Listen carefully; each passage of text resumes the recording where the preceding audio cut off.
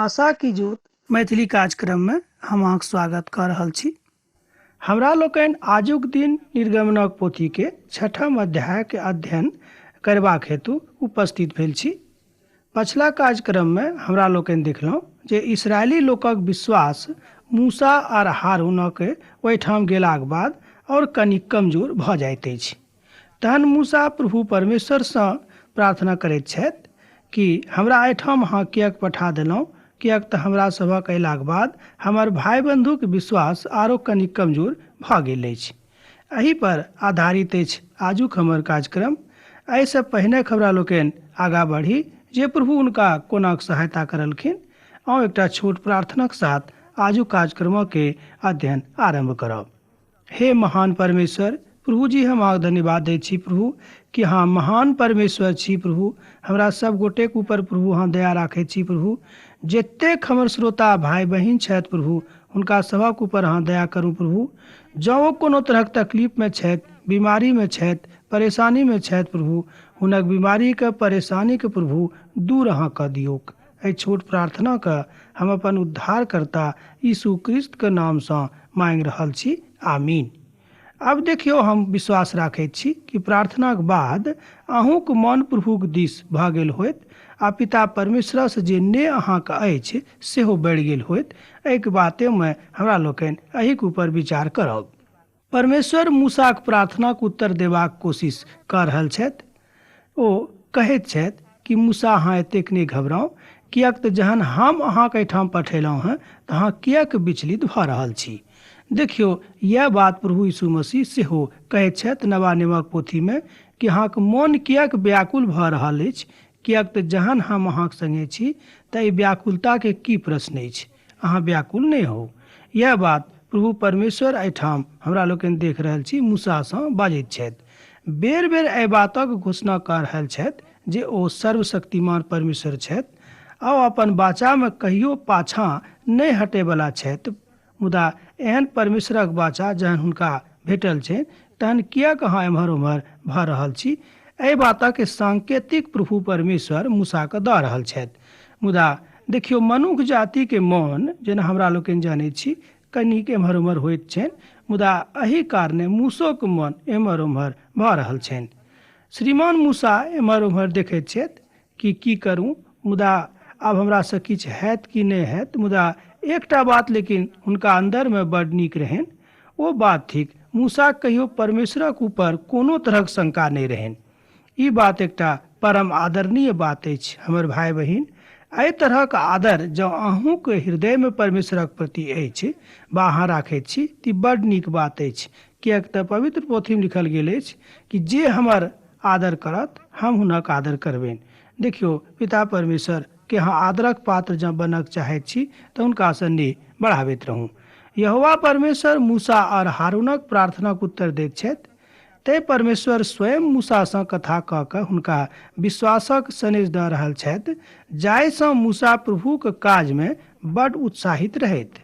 तहन आउ छठम अध्यायके एक पदक पढ़ैत तऽ नीक रहत। जँ अहाँके लग पवित्र पोथी अछि तऽ आजुक जे अध्ययनक पोथी थिक निर्गमन, तकर छठम अध्यायके पहिल पदक देखी।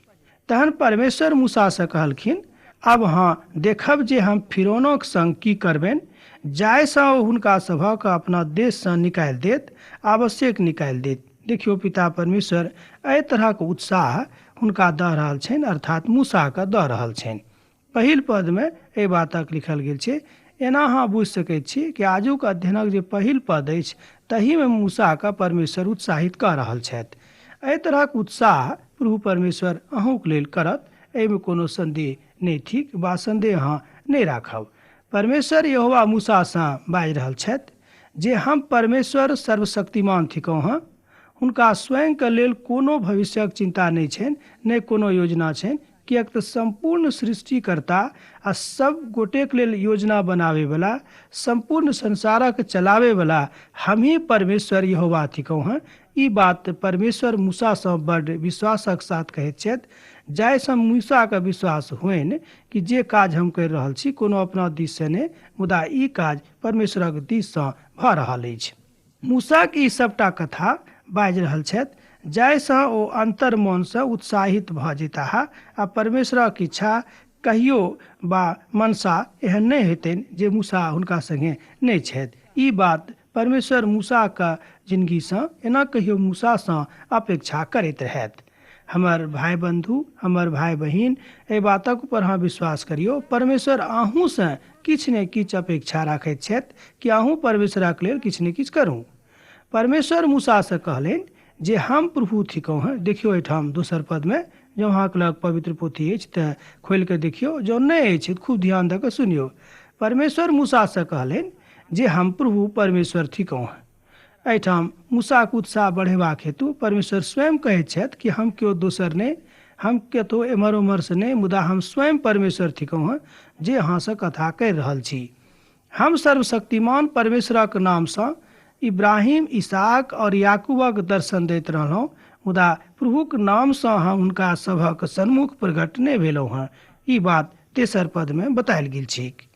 हम हुनका संगे अपन वाचाके दृढ़ आ पक्का कयलहुँ हैं, अर्थात कनान देश जाहि देशमे ओ परदेशी बनि कऽ रहथि, मुदा हम हुनका दिस ताकबनि। ई बात निर्गमनक पोथीमे तकर 4 पदमे बतायल गेल छैक। आजुक अध्यायमे जँ अहाँके लग पवित्र पोथी अछि तऽ हमरा संगे अहूँ खोलि कऽ पढ़ू।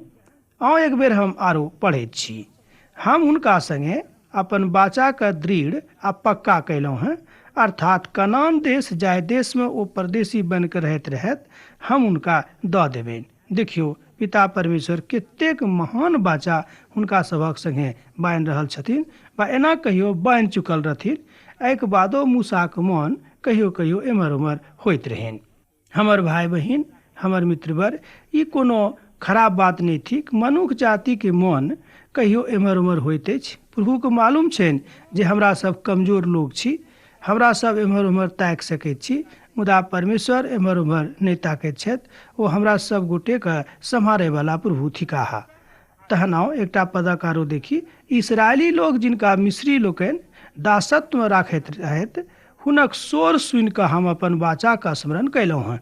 देखियौ पिता परमेश्वर एहिठाम की कहैत छथि कि हे मूसा, अहाँके जे लोकसभ छथि, हुनक शोर सुनि कऽ, हुनक तकलीफक सुनि कऽ हमर मोन ओम्हर चलि गेल, आ जे बाचामे हुनक वंशजक सगमान रहियनि से बाचा हमरा याद पड़ि गेल, से हमरा स्मरण भऽ गेल। एहिठाम 5 पदमे एकटा बात बड स्पष्ट होइत अछि जे प्रभु अपन वाचामे बड पक्का छथि। रत्ती मात्र ओ एम्हर ओम्हर होयवला परमेश्वर नहि छथि। जहन ओ इसराइली लोकक दुखसँ भरल स्वरके सुनलखिन तहन हुनक मन सेहो दुखित भेलनि।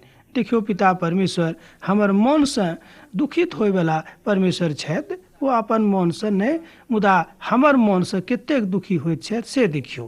प्रभु कहै छथिन कि इसराइलीके दुखक शोर सुनि कऽ हमरो मन दुखित भऽ गेल। हमर मित्रवर, हमर भाई बहिन, एहिठाम हमरा लोकनि परमेश्वरक प्रेमके देख रहल छी। जँ एहि बातक अहाँ हृदयसँ ग्रहण करबै तहने अहाँ एहि बातक बुझि सकलहुँ हैं कि परमेश्वरक वाचा केहन होइत अछि। यह थिक परम वाचा, अर्थात प्रभु परमेश्वर अपन वाचामे 100% पक्का छथि। तहन आओ ओहि पोथीक और 1-2टा पदक हमरा लोगन देखी। एही कारणे अहाँ इसराइलीसँ कहियौन जे हम प्रभु थिकहुँ हैं, और अहाँके हम मिस्रक बोझसँ निकास दियाएब, और हुनका दासत्वसँ अहाँके छोड़ाएब, और अपन वाचाके और भारी दंड दऽ कऽ अहाँ सभके छोड़ा लेब। एहिठाम देखियौ ओ की कहैत छथि कि जँ मिस्री लोग अहाँ केना नहीं छोड़थिन तऽ हम उनका ऊपर भारी दंड आनबनि, तकरा बाद वो अहाँ सबके छोड़ि देत। अर्थात पिता परमेश्वर अब अपन मनमे एहि बातक ठानि चुकल छथि कि मिस्री लोकक दासत्वसँ अब हम इसराइली लोकके अपन लोकके छोड़ा कऽ एहिठामसँ लऽ जेबनि। देखियौ एही तरहक वाचा प्रभु परमेश्वर अहूँके संग आजुक दिन कऽ रहल छथि। हम अहाँके अपन एना कहियो अपन बनबाके लेल अपन लेब और अपन बात अहाँसँ बतायब। एहिमे कनिको संदेह नहि राखब, किएक तऽ हम अहाँके परमेश्वर ठहरब। हम अहाँके पिता छी। एहि बातक ऊपर अहाँ विश्वास करू, किएक तऽ जे काजसँ हम अहाँके एहिठाम पठेलहुँ हैं ई कोनो छोट काज नहि थिक, मुदा एहि काजमे पिता परमेश्वरक संपूर्ण योजना लुकायल छैक। हमर भाई बहिन, एहि बातक ऊपर कनिक अहाँ ध्यान दियौ। एहि बातक अहाँ एही पोथीके 7 पदमे पढ़ि सकलहुँ हैं, जँ अहाँके लग पवित्र पोथी अछि तऽ कनेक अहाँ पढ़ि कऽ एखने देखियौ। जँ नहि अछि तऽ कोनो बात नहि, जकरा पर हमरा लोकनि मनन करि रहल छी खूब ध्यान दऽ कऽ सुनू। आ जाय देशक देबाक शपथ हम इब्राहिम, इसहाक और याकूबक संग कयने रहौं, ओहिमे हम अहाँके पहुँचा कऽ अहाँके भाग अहाँके दऽ देब, किएक तऽ हम प्रभु थिकहुँ। देखियौ, एहिठाम मूसाके साहस परमेश्वर बढ़ा रहल छथि आ कहैत छथि कि अहाँ एना अनेरे निराश नहि रहू, एम्हर उम्हर नहि ताकू, किएक तऽ जायत देशक देबाक हम शपथ अहाँके पूर्वजक संग कयने छी, ओहि सभटा शपथके पूरा करैके काल आबि गेल अछि आ हम ओहि शपथके अहाँके जिन्दगीमे पूरा करब। देखियौ, प्रभु कतेक महान बात आजुक दिन अहाँसँ बता रहल छथि। हमर भाई बहिन, हमर मित्रवर, एहि बातक कनिक अहाँ देखियौ, एम्हर उम्हर नहि देखियौ, अर्थात प्रभुके दिस ध्यान लगेने रहियौ। एक गोटेक हम एदिन कहलियनि कि देखियौ, मनुख जातिके ऊपर विशेष विश्वास करनाइ नीक नहि, मुदा परमेश्वरक ऊपर विशेष विश्वास करनाइ बड्ड नीक काज अछि। तो हमरा से कहलखिन कि हम अपन माइयो बाबूके ऊपर विश्वास नहि करी, ओहो तऽ मनुष्य छथि। हम हुनका कहलियनि कि से हम अहाँके नहीं बता रहल छी जे अपन माय बाबूके ऊपर, अपन भाई पर, अपन गुरुजी पर अहाँ विश्वास नहीं करूँ। हमर कहबाक अर्थ अछि कि सबसँ पैघ स्थान अपन जिंदगीमे पिता परमेश्वरक दियौन, तकरा बादे केकरो दियौन। अर्थात परमेश्वर मूसाके एहि बातक ज्ञान एहिठाम दऽ रहल छथि कि अहाँ अपना जिंदगीमे सबसँ पैघ स्थान, सर्वोच्च स्थान हमरा दिअ, तकरा बादे केकरो दियौन। और अखन जहन धरि हम अहाँके संगे छी, केओ अहाँके किछु नहीं बिगाड़त, किएक तऽ हम पिता परमेश्वर थिकहुँ हैं। ई बात ओ बेर बेर मूसासँ अपना मुखसँ कहैत छथि। देखियौ, मूसाके लेल कतेक अनुग्रहके काल रहै कि स्वयं प्रभु हुनकासँ कथा करैत रहथिन। देखियौ, ई बात कतेक महान बात अछि। मुदा एहिके बादो मूसाके मन कहियो कहियो एम्हर उम्हर होइत रहनि। मुदा मूसामे जे सबसँ खूबीके बात रहनि, सबसँ जे नीक बात रहनि, ओ रहनि कि ओ पिता परमेश्वरक ऊपर कहियो शंका नहीं करैत रहथि। नहीं, प्रभु हुनका अपना काजक लेल चुनि कऽ बनौने रहथिन। आब जँ एहि वचनक गहराईके दिस जँ अहाँ ध्यान देबै तऽ पाएब जे प्रभु बड्ड महान छथि और अपन महानताके वाचा ओ सत्यापित करबाक हेतु मूसाक संग वाचा बान्हैत छथि आ कहैत छथि कि जे अहाँ जँ एम्हर उम्हर नहीं देखब तऽ अहाँ कहियो एहिठाम एम्हर उम्हर नहीं जायब, हम सब ठाम अहाँके संगे रहब। एहन अहाँ नहीं बुझियौ कि हम अहाँके छोड़ि देब आ छोड़ि कऽ कतहु दोसर ठाम चलि जायब। ई बातक एहिठाम बड़ नीक जकाँ बतायल गेल छै। छुटकाराके एहिठाम 7टा बातक एहि तरह देखल जा सकैत छै। जँ अहाँके लग कागज कलम अछि तऽ लिख लिअ, आ जँ नहि अछि तऽ ध्यान दऽ कऽ सुनू। हम अहाँके मिस्रीके बंधुआईसँ छोड़ा कऽ लऽ जायब। देखियौ, पहिल बात भेलै। दोसर बात, हम अहाँके मिस्रीके बंधनसँ मुक्त करा देब। दोसर बात, हम अहाँके ओहि क्रूर हाथक दासत्वसँ छोड़ा लेब। तेसर बात, हम अहाँके अपन प्रजा बनवायब आ तकरा बाद छोड़ा कऽ एहिठामसँ लऽ जायब। चारिम बात। पाँचम बात अछि, हम अहाँके प्रभु परमेश्वर ठहरब बा कहायब। ई भेल पाँचम बात। छठम बात देखियौ, हम अहाँके प्रतिज्ञाके भूमिमे लऽ जायब जे हम अहाँके संगे कयने छलहुँ हैं। हम अहाँके पीढ़ी दर पीढ़ी अपन शान्तिके दऽ देब। देखियौ, पिता परमेश्वर कतेक महान बात कहैत छथिन। कनिक जे आखिरी बात भेल 7म, तकरा ध्यान दियौ, हम अहाँके पीढ़ी दर पीढ़ी अपन शान्तिके दऽ जायब। देखियौ, एहन शान्ति पिता परमेश्वर अहाँके दऽ रहल छथि। यह बात प्रभु यीशु मसीह नवा नियमक पोथीमे कहैत छथिन कि हम तऽ जा रहल छी, मुदा हम अपन शान्ति अहाँके लग छोड़ि कऽ जा रहल छी। एहन शान्ति जे शान्ति संसार अहाँके कहियो नहीं दऽ सकैत छथि। मुदा नहि एहि तरहक शान्तिके विषयमे कतहु लिखल छै। पिता परमेश्वर यह बात मूसाके कहैत छथिन। ई 7टा प्रतिज्ञा बा वाचा प्रभु परमेश्वर इस्राएली लोकके देलनि। एहिठाम जे छुटकाराके कथा अछि ओ अछि प्रभु यीशु मसीह पूर्ण शान्ति आ पूर्ण छुटकाराके उद्धारकर्ता छथि। अर्थात हमरा लोकनि प्रभु यीशु मसीहमे पूर्ण छुटकारा प्राप्त कऽ सकैत छी। यह बात एहिठाम स्पष्ट रूपे बखान कयल गेल छै। हमर मित्रवर, हमर भाई बहिन, अहीँमे से केओ लिख कऽ हमरा बतौने रहथिन कि यौ, पुरना नियममे तऽ कतहु हम यीशु मसीहके नहीं देखैत छियनि। मुदा हम अहाँ कहैत छी, देखियौ, एहिठाम एहि वचनमे प्रभु यीशु मसीह स्पष्ट दिखाई पड़ैत छथि। हाँ, ई बात आवश्यक थिक जे हुनक नाम स्पष्ट रूपे एहिठाम लिखल नहीं छैक। मुदा जतेक बात बतायल गेल छै ओ सबटा बात प्रभु यीशु मसीहक उद्धारक दिस इशारा करैत अछि। हमर भाई बहिन, जँ अहाँ चाहैत छी कि पापक दासत्वसँ छुटकारा प्राप्त करी तऽ प्रभु यीशु मसीहके अपन उद्धारकर्ताक रूपमे आजुएक दिन अखने अहाँ ग्रहण करू आ हमरा संगे कहियौ, हे प्रभु, हम अपन पापक स्वीकार करैत छी। प्रभु, हमर पापक अहाँ माफ करू। तहन प्रभु यीशु मसीह अहाँके पापक माफ कऽ देथिन। ई बात जँ अहाँ हृदय से कहने छियै तऽ निश्चित रूपेण आजुक दिनसँ अहाँ पिता परमेश्वरक बेटा वा बेटी बनि गेलहुँ हैं। मान लियौ अहाँक उम्र बहुत अछि, मान लियौ अहाँ 80 वर्षक छी, एहिके बादो अहाँ पिताके पुत्र छी, किएक तऽ पिताके उम्र बहुत छनि, किएक तऽ सर्वशक्तिमान छथि, ओ आदिसँ छथि आ जतेक काल धरि संसार छै सब दिन ओ रहता है, अर्थात हुनक अंत कहियो नहि हेतैक। तैँ ओ हमरा सभक पिता छथि। हमरा लोकनि मान लियौ 80 वर्षक छी तऽ एकर मतलब ई नहि भेल कि हमरा लोकनि पितासँ पैघ भऽ गेलहुँ हैं। एहि बातक कहियो मन मंत्रणा नहि करब। प्रभु परमेश्वर एहिठाम आश्वासन दऽ रहल छथि जे हम अहाँके पूर्ण छुटकारा देब और अहाँके प्रतिज्ञाके देश अर्थात कनानमे लऽ जायब। पद 9 एहि बातक स्पष्टीकरण देवल गेल छै, कनिक ध्यान दियौ। ई कथा मूसा इस्राएली लोकके सुनौलथि, मुदा ओ सब मनक बेचैनी और दासत्व के क्रूरताके कारणे हुनका नहि सुनलखिन। आब देखियौ, इसराइलियो लोगक मन एम्हर उम्हर होइत छनि, मुदा मूसामे तऽ सुधार भऽ गेलनि। ओ बुझि गेला है कि यह हमर परमेश्वर छथि आ यह इसराइली लोकक परमेश्वर सेहो छथि। मुदा इसराइली लोकक मन एतेक तकलीफमे भरल रहनि कि प्रभुक बातक दिस हुनक ध्याने नहि गेलैक। हमर मित्रवर, एहि तरहक मन कहियो कहियो हमरो सभक भऽ जाइत अछि। घरक तकलीफक कारणे, जिंदगीक तकलीफक कारणे, समाजक तकलीफक कारणे हमरा लोकनि प्रभुसँ अलग भऽ जाइत छी आ हुनका दिस नहि देखैत छी। सोचैत छी कि घरक समस्याक समाधान भऽ जायत तहन हमरा लोकनि प्रार्थना करब, बीमारीसँ छुटकारा भऽ जायत तहन ई करब वा ओ करब। मुदा हम अहाँसँ कहैत छी, बीमारियो कालमे जँ अहाँ प्रभुके याद करबनि, स्मरण करबनि आ हुनकासँ प्रार्थना करबनि तऽ एहिसँ नीक बात आओर किछु नहि हैत। मुदा एहि बातक ऊपर पवित्र पोथीक एकटा विद्वान कहैत छथि कि जे केओ परमेश्वरके दुःखक कालमे पुकारैत छथि हुनकासँ पैघ केओ एहि संसारमे नहि छथि। देखियौ, एहि बातक ऊपर कनिक अहाँ ध्यान दियौ। हमरा लोकनि जिन्दगीमे तरह तरहक तकलीफ उठाबैत रहैत छी। एहन केओ नहि छथि कि जिनका जिन्दगीमे तकलीफ नहि छै।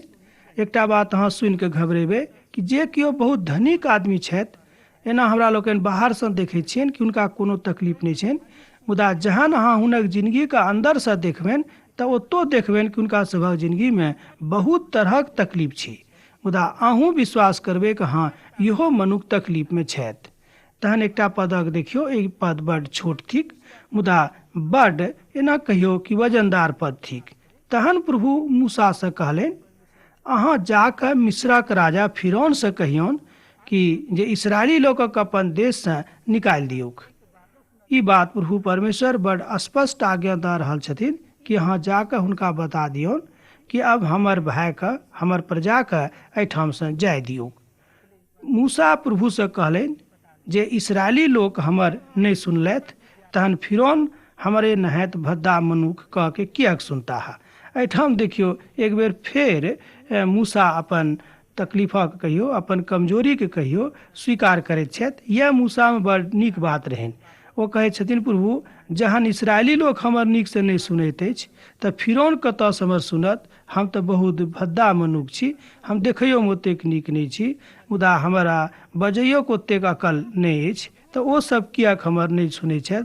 तहन एहिठामके राजा फिरौन हमर किएक सुनता है।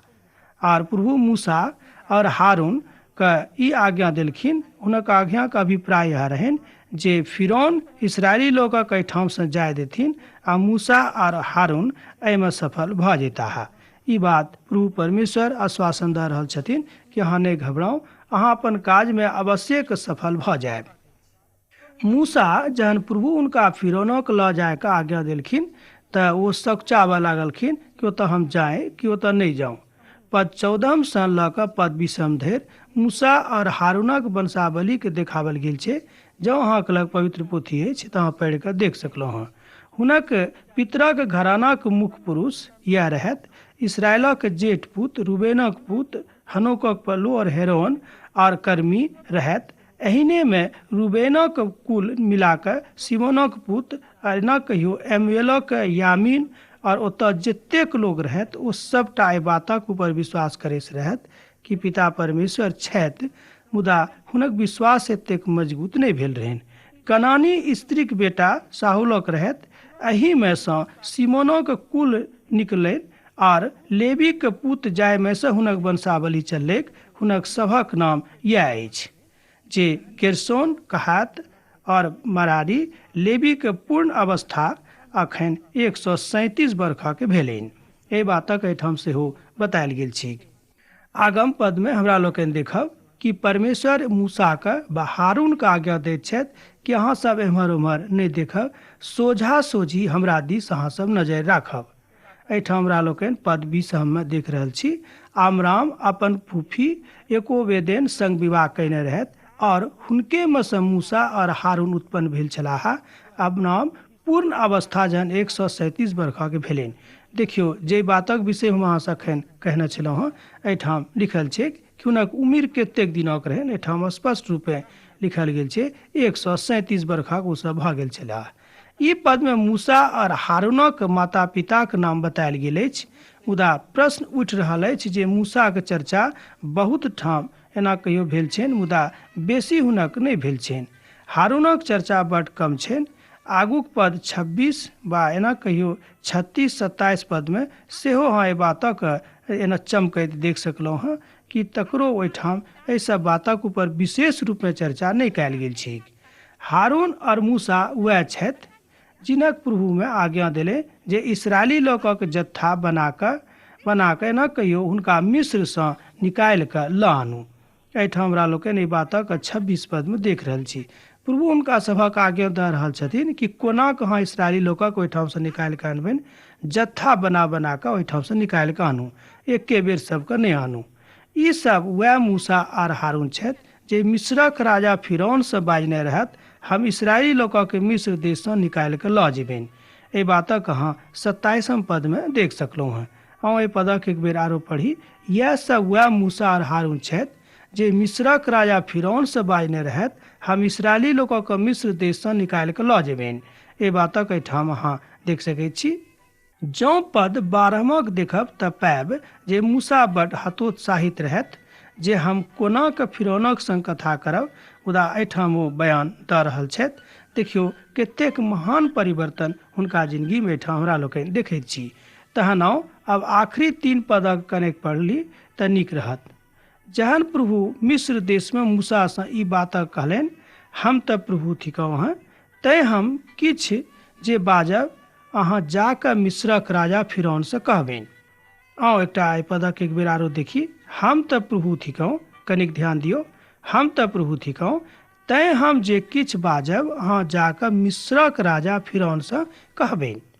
आर मूसा प्रभुक उत्तर दिलनि, हम बजै में तऽ भत्ता थिकहुँ हँ, फिरौन किएक हमर सुनत। ई पदक हमरा लोकनि 30 पद अछि। तहन देखियौ मूसाक उत्तर की छै। और मूसा प्रभुक उत्तर दिलनि, हम बजै में तऽ बड्ड नीक नहि थिकहुँ, फिरौन किएक हमर कथा सुनत। एहिठाम देखियौ फेर एक बेर मूसा अपन कमजोरी के स्वीकार करैत छथि। ओ कहैत छथि, प्रभु हमरा तऽ बजल ओतेक नीकसँ नहि आबैत अछि, तहन फिरौन हमर कथाके किएक मानत, ओ हमर किएक सुनत। एहिठाम स्पष्ट जकाँ बतायल गेल छै। मूसा एहिठाम फेर बहाना बना रहल छथि वा अपन कमजोरीके अभिव्यक्ति कऽ रहल छथि। हम तऽ कहब कि ओ बहाना नहि, ओ अपन कमजोरीके अभिव्यक्ति कहि रहल छथि कि प्रभु हम बड्ड कमजोर छी, हमरा दिस कनिक अहाँ ध्यान दियौ। हमर मित्रवर, हमर भाई बहिन, एहि बातक हमरा लोकनि बुझि सकलहुँ हँ। आब तऽ अहाँसँ विदा होयके काल भऽ रहल अछि। प्रभु यीशु मसीहक शांति आ हुनक प्यार सदिखन अहाँक जिंदगी में बनल रहेक। आमीन।